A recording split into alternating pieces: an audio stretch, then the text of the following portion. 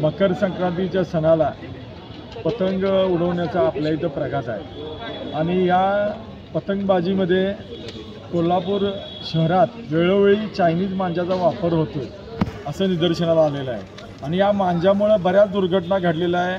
मागं सानेगुरुजी परिसरात आमच्या शुक्रवार पेठेतील एक युवती जखमी झाली होती. त्याचबरोबरीनं बरेच लोक या मांजाचा दोरा दिसत नाही आणि तो जीव घेणा आहे. कुणाचा गळा कापला, कुणाच्या नाकाला जखम झाली. बऱ्याच ठिकाणी महाराष्ट्रात अशा घटना घडल्या यामध्ये लोकांचा जीवितहानी देखील झालेला आहे.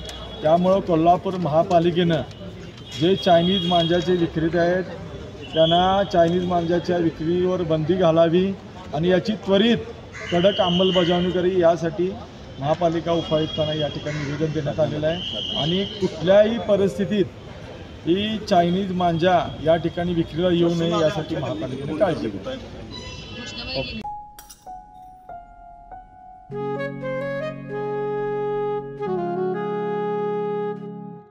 बाबा आज येताना बासुंदी घेऊन या ना. अगं कालच आपण आईचा वाढदिवस होता म्हणून आणली होती ना.